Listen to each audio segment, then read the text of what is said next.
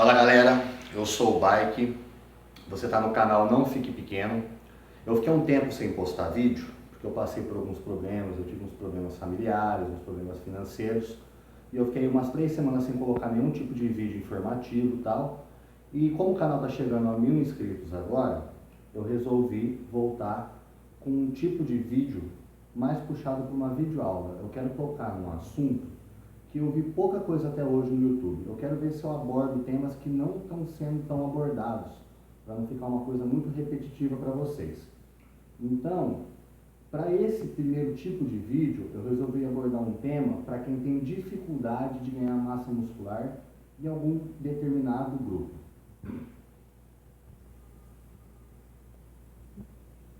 E acontece o seguinte, sabe aquele seu amigo que tem dificuldade de desenvolver panturrilha e do nada ele resolve começar a treinar a panturrilha todo dia e a panturrilha começa a crescer?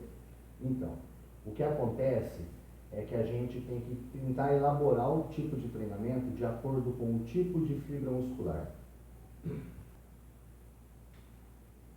Então, vamos tocar nesse assunto relacionado à fibra muscular. A maioria de vocês, pelo menos eu imagino, que devem saber que existem basicamente 2 tipos de fibra muscular. As fibras musculares tipo 1, que são mais conhecidas como fibras vermelhas, tá?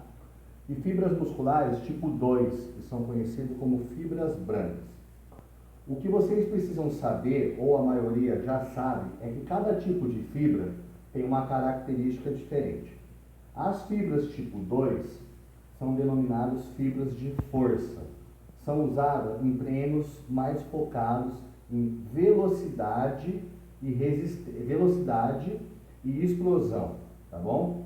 Ou seja, aquele velho exemplo, se você pegar um maratonista e um velocista, você vai ver que ambos são corredores, tá?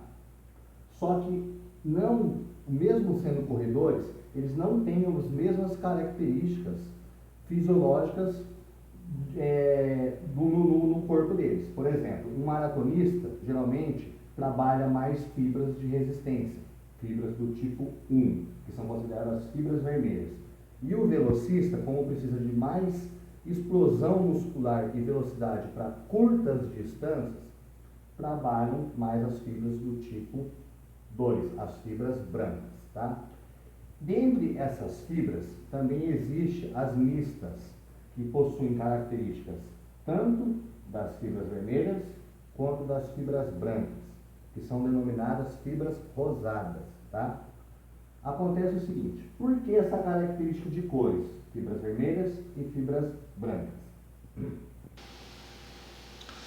Então, acontece o seguinte, essas características de cores têm a ver com as características fisiológicas da fibra. Por que fibras vermelhas? As fibras vermelhas têm como substrato energético o oxigênio. Ela tem uma maior capacidade oxidativa. Existe um mito, que ainda não é nada comprovado, de que ectomorfos, que são pessoas que têm dificuldade de ganho de massa muscular, por ter metabolismo mais acelerado, tem uma maior porcentagem de fibras de características do tipo 1, do tipo vermelha. Por quê? Essas fibras, por possuírem mais enzimas oxidativas, elas têm uma capacidade maior de gasto energético, porque elas têm um maior volume de mitocôndrias. Para quem não sabe, mitocôndria é uma organela que gasta energia na célula. Ou seja, quanto mais mitocôndrias, maior o gasto de energia, tá? Já as fibras brancas têm menos capilaridade, ou seja, uma menor vascularização. As vermelhas já são consideradas vermelhas por causa disso, porque ela tem uma maior vascularização, então ela tem um aporte sanguíneo maior, e as brancas nem tanto. O substrato energético das brancas é o ATP e o glicogênio. São os 2 principais substratos energéticos. Esses substratos energéticos, eles não têm capacidade de gasto energético, tanto quanto a fibra de resistência. A função deles é gerar explosão e força. Aí que entra o porquê de fisiculturistas terem mais facilidade para ganhar massa muscular. Em tese, eles teriam uma maior porcentagem de fibras musculares brancas. Ah, mas por quê? Como muitos de vocês já devem saber,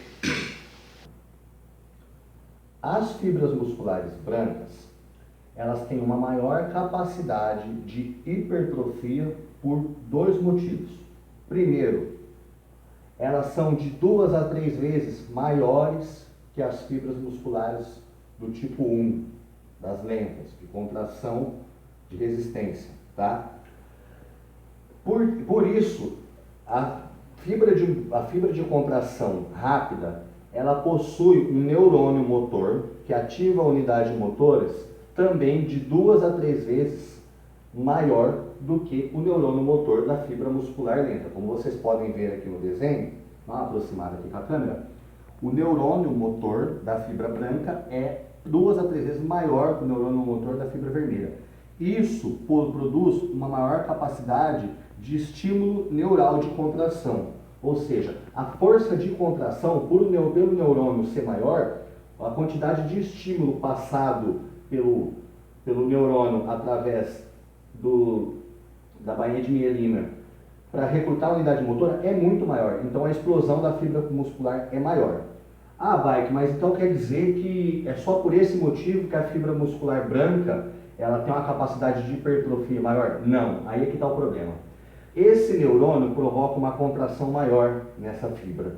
Ou seja, ele tem uma capacidade de causar uma contração mais forte e com isso ele gera mais microlesão tecidual. Que se algumas pessoas não sabem, a capacidade de microlesionar o tecido muscular é o que vai ditar a capacidade de supercompensação, regeneração e hipertrofia da fibra posteriormente. Já a fibra de contração lenta, por ter um neurônio menor e ser de diâmetro menor também, ela tem uma capacidade de microlesão menos acentuada, ou seja, ela tem uma facilidade de recuperação maior porque ela tem uma dificuldade de contração maior. Ou seja, para ficar no português claro, você treina uma fibra de contração rápida, você consegue gerar uma alta capacidade de fadiga nela. Ou seja, ela vai precisar de mais tempo para descansar. Tá? Só que ela vai gerar uma supercompensação maior. Já a fibra de contração lenta, ela gera uma capacidade de microlesão menor, ou seja, isso te dá a possibilidade de treinar ela mais vezes na semana. E aí, onde eu queria entrar, que é algo que quase não existe, pelo menos no YouTube eu não achei nada, pelo menos aqui no YouTube, em canais aqui do Brasil, eu não achei nada falando a respeito disso. Existe um estudo de Fry de 2004, tá? Depois eu vou deixar na descrição do vídeo esse estudo, ele está em inglês, quem quiser tentar traduzir para poder entender melhor o que eu estou querendo dizer, existe um estudo do Paulo Gentil de 2011 que diz que ambas as fibras musculares, para gerar hipertrofia muscular, elas dependem de tensão, de carga alta. Qual que é o erro da maioria das pessoas? Ah, eu tenho uma porcentagem maior de fibra de contração lenta no meu bíceps. Uma das maneiras de você chegar a essa conclusão é você treina o seu peitoral, o seu bíceps, seu tríceps, dorsal, quadríceps, com o mesmo tipo de intensidade. Só que o bíceps não acompanha, é aquele seu músculo de maior dificuldade de hipertrofia. Quer dizer, isso seria uma das hipóteses, que você teria uma maior porcentagem de fibra de contração lenta no músculo bíceps braquial. Tá? E o que acontece? As pessoas tendem a achar que porque a porcentagem maior é de fibras de contração lenta de resistência, elas tendem a achar que precisam fazer um treinamento de resistência, ou seja, uma carga moderada a baixa e muitas repetições. Só que nesse estudo de Fry de 2004 e o de Gentil de 2011, foi comprovado que treino de hipertrofia é treino de hipertrofia. Não importa a característica da fibra, a característica do treino é que vai ditar o resultado que você vai ter. Ou seja, se você quer gerar hipertrofia tanto em fibra de contração rápida ou fibra de contração lenta, é preciso carga e intensidade. Treino de resistência é para gerar resistência, tá bom? Agora, o que acontece com a maioria das pessoas? Por que se treina geralmente panturrilha mais vezes na semana? Quem começa a treinar a panturrilha mais vezes na semana, começa a ver um resultado melhor. E eu já reparei que quem treina a panturrilha pesado mais vezes na semana tem resultados melhores do que quem treina a panturrilha 3 vezes na semana com características mais resistentes. Por quê? Porque como eu falei anteriormente, as fibras de contração lenta são inervadas por um neurônio motor menor e isso gera menos intensidade e menos microlesão. Ou seja, a capacidade recuperativa dessa fibra é muito maior. Vamos dizer o seguinte, você gera menos fadiga e isso te dá a chance de treinar ela mais vezes. Para você gerar a mesma quantidade de fadiga numa fibra dessa, você precisa de mais treino nessa fibra lenta do que nessa fibra rápida. Então, você entender? Ou seja, treinando mais vezes na semana a fibra de contração lenta, você pode gerar uma mesma capacidade hipertrófica da fibra de contração rápida. Ah, bike, tudo bem. Só que acontece que sempre que tem dificuldade em grupo muscular determinado e possui essa característica de maior porcentagem de fibra de contração lenta, nunca vai ter o mesmo desenvolvimento na onde tem as fibras de contração rápida. Então isso que você está falando não tem sentido. Errado. Por quê? O que acontece é que essas fibras, por ter uma capacidade de estocar mais glicogênio, elas têm uma capacidade, um diâmetro maior. Essas fibras, elas são, por natureza, maiores que as fibras de contração lenta. Isso já é característica fisiológica. Por isso que os neurônios motores que as inervam também são diferentes de tamanho. Então, essa fibra já começa maior, entendeu? E ela tem uma maior capacidade de estocar glicogênio. Com isso, uma maior capacidade de estocar água. Porque cada grama de glicogênio estoca 3 gramas de água dentro da fibra muscular. Isso também implica em maior hipertrofia sarcoplasmática. Por isso que essas fibras têm mais volume. Mas não quer dizer que elas não têm capacidade de hipertrofia de actina e miosina, que são os filamentos de proteína realmente da fibra. Nunca uma fibra vermelha vai ser do tamanho de uma fibra rápida, no longo treinamento? Dificilmente.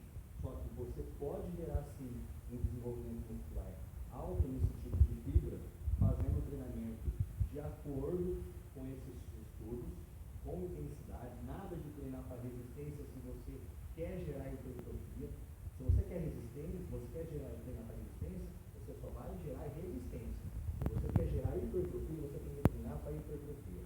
Só que com uma frequência maior de treino. De 3 até 4 vezes. E tem gente que treina, às vezes, até todo dia. O próprio Felipe Abreu postou no canal dele várias vezes que ele só conseguiu desenvolver as panturrilhas depois que ele passou a treinar a panturrilha pesado e todos os dias. O único dia que ele, no de treino dele, que ele não treina panturrilha, é no dia que ele treina quadríceps, e o treino é tão intenso que ele fica morto e ele dá esse dia de descanso. E ele postou uma foto no Instagram dele, onde ele mostrou que o desenvolvimento foi absurdo. Mesmo sendo uma fibra de contração lenta, ele tem um desenvolvimento absurdo. Então pode-se sim, um ectomorfo que teoricamente teria mais porcentagem de fibras musculares lentas, ter uma hipertrofia até legal. Basta saber dosar o treinamento de acordo com a sua característica fisiológica. Bem, galera, então eu espero que vocês tenham entendido como que funciona esse esquema. Eu tentei explicar de uma maneira didática, só que mais bem elaborada para quem não entende tanto, conseguir adaptar o treino de acordo com aquilo que ele precisa, da característica fisiológica dele. Porque às vezes tem gente que tem dificuldade no corpo inteiro de gerar hipertrofia, por exemplo eu. E isso implica numa maior concentração de fibras lentas, talvez uma frequência maior de treino ajudaria mais. Agora eu queria agradecer a um camarada que quando eu postei aquele vídeo dizendo que eu estava com dificuldade financeira, ele teve a atitude de me ajudar. Ele tem uma loja de suplemento, o nome dele é Matheus, da Companhia do Treino, siga o treino. Ele me mandou alguns presentes, essa camiseta, por exemplo, tá? Me mandou um hipercalórico, uma albumina, uma malto, tá bom? E eu queria agradecer muito a ele por ter me ajudado, dizer que eu consegui arrumar um emprego agora eu vou tentar voltar à minha rotina direta, tal, como eu estava fazendo. Espero que vocês tenham gostado desse tipo de vídeo, foi tipo uma videoaula, tá? É uma coisa que eu gosto de fazer, quando eu terminar a faculdade eu pretendo fazer esse tipo de coisa e espero que vocês tenham gostado, beleza? Então é isso aí, estamos voltando agora com tudo, com força total. Beijo na bunda, para quem vai no Arnold, um bom evento e até segunda.